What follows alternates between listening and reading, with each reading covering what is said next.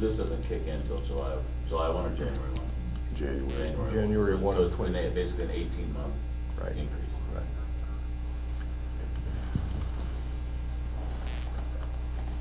Well, it'd be 24 months, correct? It's over July 1 of 25, right? No, the end of 25, I think. Goes through 25. I think it goes through 25. So It's December no big 30 deal. I mean, December 31st. I've got absolutely no issues with it whatsoever, but. Motion approving the increase monthly per rate to $7.18 per the solid waste collection agreement with Lands Sanitation. I'll second that. We have a motion and a second. Any further discussion? All those in favor say aye. Aye. Opposed? Motion carried. Moving on to item D3, Erdmannville. At the December 5, 2023 meeting, council approved the first reading of the proposed rezoning of the Erdmannville area. It is recommended that the R1 residential properties be rezoned to B2 general business. An aerial is attached. The parcels are 12-09-304-003, 4th Avenue Northwest, 12-09-304-004, 401 4th Street Northwest, and 12-09-302-006, 401 6th Street Northwest.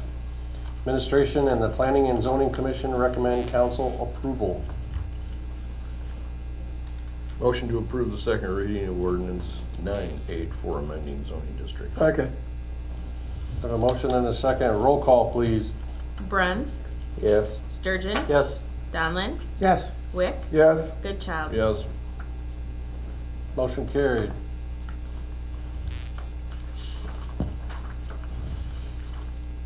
Motion to waive the third reading of ordinance number 984, amending zoning districts. Second. I have a motion and a second. Roll call, please. Donlin, Yes. Goodchild, Yes. Bruns, Yes. Sturgeon, Yes. Wick. Yes. Motion carried. Motion to adopt ordinance number 984, amending zoning districts on its second reading. Second. We have a motion and a second. Roll call, please. Donlin, Yes. Goodchild, Yep. Bruns, Yep. Sturgeon, Yes. Wick. Yes.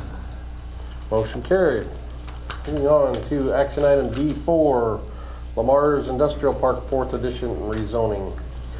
At the December 5, 2023 meeting, council approved the first reading of the proposed rezoning of Lamar's Industrial Park 4th Edition. The lots are proposed to be rezoned I3 Heavy Industrial. Administration and the Planning and Zoning Commission recommend council approval. Motion to approve the second reading of ordinance 985 amending zoning districts. Second. We have a motion and a second. Roll call, please. Wick, Yes. Sturgeon, Yes. Goodchild, Yes. Donlin, Yes. Bruns, Yes. Motion carried. Motion to waive the third reading of ordinance 985 amending zoning districts. I'll second that as well. I have a motion and a second. Roll call, please. Wick, Yes. Sturgeon, Yes. Goodchild, Yes. Donlin, Yes. Bruns. Yes. Motion carries. Motion to adopt ordinance 985 amending zoning districts on its second reading. Second. I have a motion and a second. Roll call, please. Wick, Yes. Sturgeon, Yes. Goodchild, Yes. Donlin, Yes. Bruns. Yeah. Yes. Motion carries. Moving on to item D5, designation of the Lamar's Business Corridor Urban Renewal Area and Urban Renewal Plan. At the December 5, 2023 meeting, council approved resolution number 23-51 approving the Lamar's Business Corridor Urban Renewal Area and Urban Renewal Plan and the first reading of ordinance number 986 for the division of taxes levied on taxable property in the Lamar's Business Corridor Urban Renewal Area. Administration and Planning and Zoning Commission recommend council approval.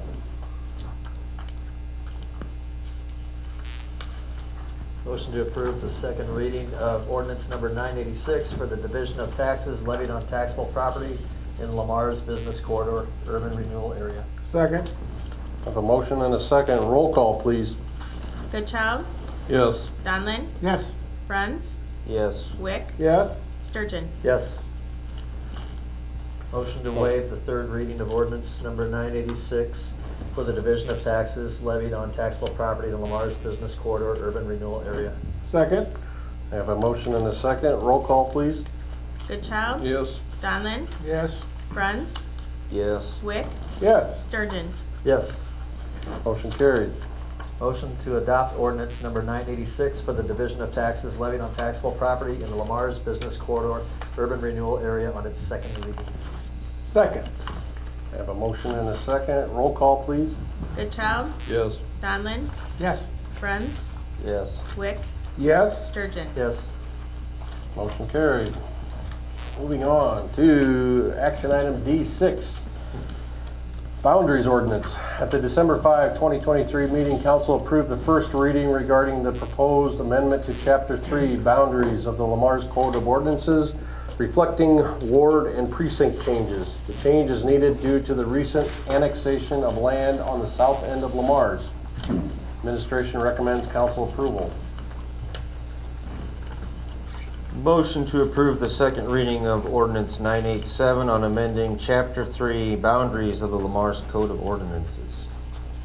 Second.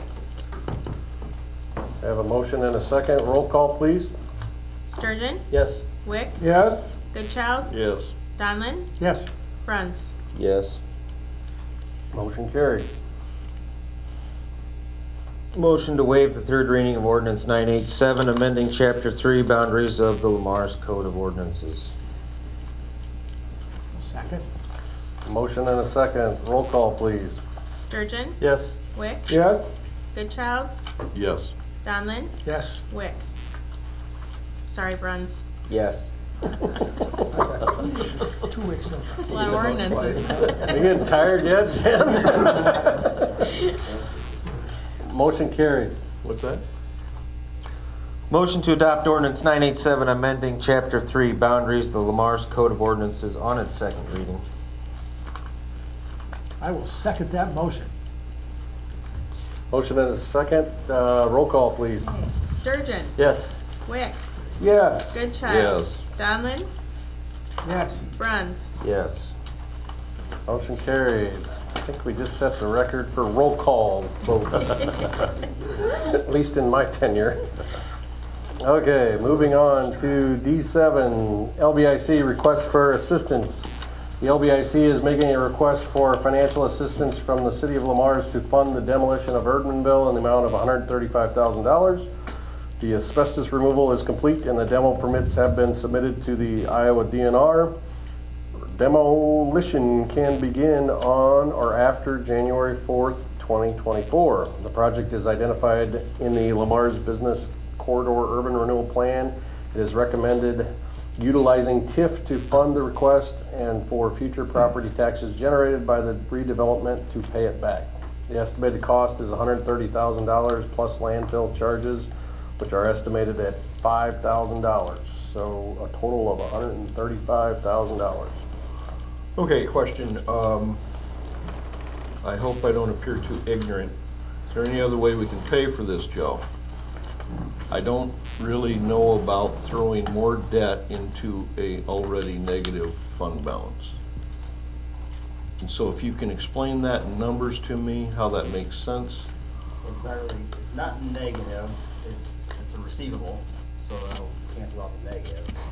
So you're gonna continue, how TIF works is you spend the money, request the money a year later for taxes to reimburse your projects that you did. Okay, So this is the new urban renewal area. okay. So right now it's a zero balance. It's a zero, okay. All right. Yep. And it will be, in your words, negative until the redevelopment happens and the taxes come online. So there will be a period of time where it's not repaid, but it'll stay as receivable. Okay. Once it gets back to zero, technically, we're not supposed to be collecting those tip dollars anymore. So, because we're paid back, we're made whole. Okay. So it's actually not a bad thing to be negative at this point. Okay. It's not a risky thing and it's an appropriate use of TIF. Well, I would agree with that, but I just sometimes get a little bit confused on the flow. So, Motion approving financial assistance from the City of Lamar's to fund the demolition of Erdmannville in the amount of $135,000 using TIF funds. Second. A motion and a second. Any further discussion on that? All those in favor say aye. Aye. Opposed? Motion carried. Let's get it done. Exactly, I want to see something happen. Let's have a chamber coffee out there on January 4th. or a hot You have to dog wear a hard roast. hat that day. Okay, moving on to D8, Lamar's Fire Rescue Vehicle Purchases. Attached is a request from Chief Shipper for the replacement of an ambulance and aerial ladder truck. Administration is recommending that the council approve the purchase of both requested vehicles. The public safety will be meeting on December 18, 2023, and that recommendation will be available at that meeting. There is $710,141 of uncommitted American Rescue Plan Act funds available for the purchase of the ambulance. There's approximately $3.4 million of local option sales tax funds available for the purchase of the aerial ladder truck.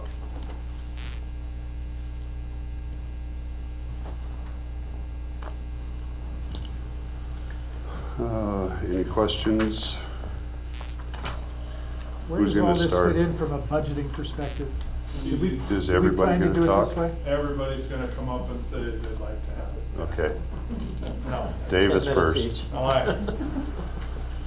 You guys saw the letter, and I've met with most of you, or some of you. And, we have two vehicles, and the replacement schedules right now are terrible.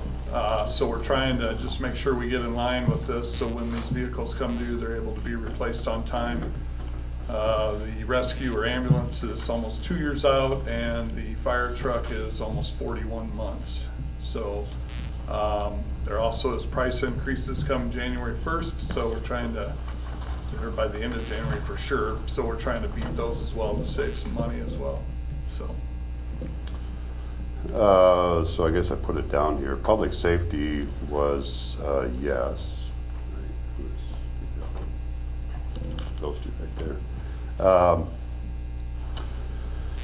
And then, okay, so ARPA funds for the ambulance, and then the second, I guess, decision is the aerial truck. Recommended lost funds for that. So if you see in your packet what lost currently has in it, should be pretty close to 3.4. Yeah, 3.4. So my recommendation would be, so the two options for the aerial is payments or pay it all up front and be done with it. You guys can decide either way when that time comes, but take out, that would leave 2 million left in lost, and just some past history of lost over the last 3 years where we've spent it has been about $146,000 on Arts Center windows, about $187,000 in a fire rescue vehicle, $44,000 on the Postal Playhouse tuck pointing and a new front door, and then $43,000 for, I believe, your vehicle, Dave. Yep. So that's where we've historically spent it, just so you know. so I guess it's up to you. As these are replacement vehicles, who markets the used ones that we have? I mean, Yes, so we will, we Mayor trade Marcus. those in, or- No, they do not trade, but we'll market to sell them outright to recoup some funds as well. You know, with their age, they're not gonna be worth a lot of money, but they're worth more money us selling them outright than trying to trade them. Okay. The fire company don't even trade fire trucks anymore. And it's been, since I've been chief, the last 15 years here, we've actually sold a couple of fire vehicles when we've replaced them. And we made way more money than we ever would have tried to trade them in. You're keeping the ambulance, though, aren't you? No, one of the ambulances will go, and this new one will take its place. So we'll still have 3, Clark. The thing you have to remember about these costs, folks, is this is with no equipment.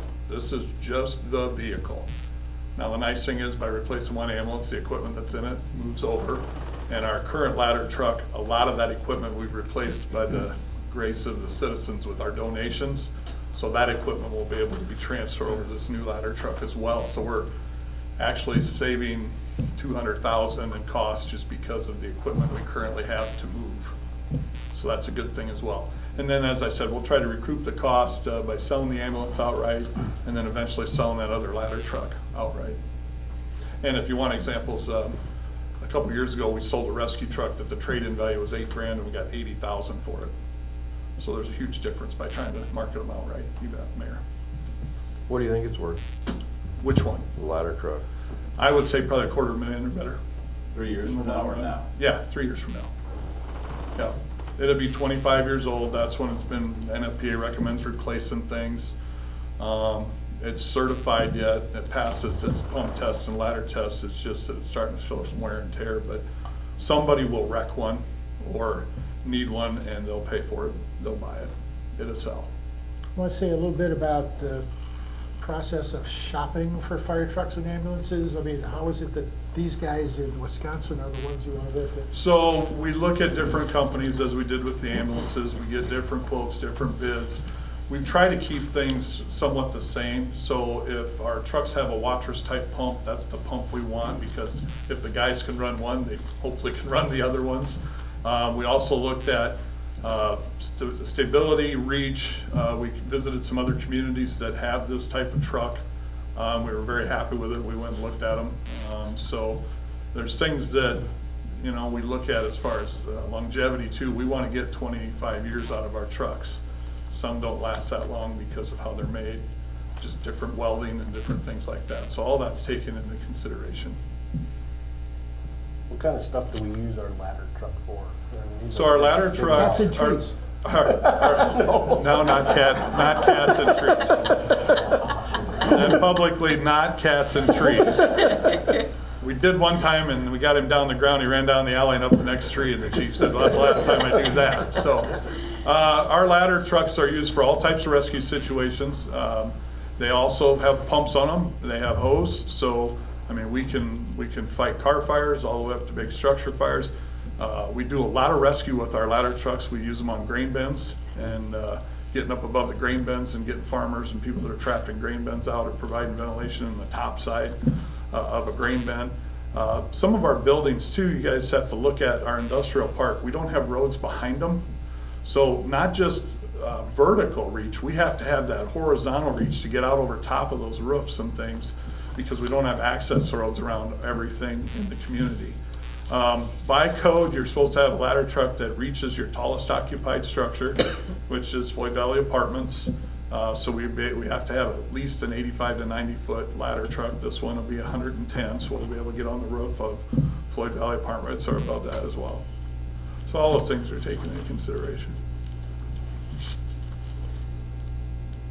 So you said the ambulance doesn't have any equipment, it's just a shell for $375,000? Isn't that crazy? Mike, what was the last one we bought? 278 2 years ago, almost $100,000 jump in 2 years. And that actual company, we had the actual company bid that the last one was, and we actually had another company that bid that we'll probably go with compared to the last one even, but they were what, $1,500 a part is all or something? Yeah. It's crazy. It is crazy. It's absolutely crazy. The chassis are costing more and they're harder to get. That's part of the problem, I think, too. We even tried locally to find the chassis to see if one of our local dealers could get that, and they can't get that size of chassis, so. But they can service it, which is a good thing, so we'll be able to do that all locally.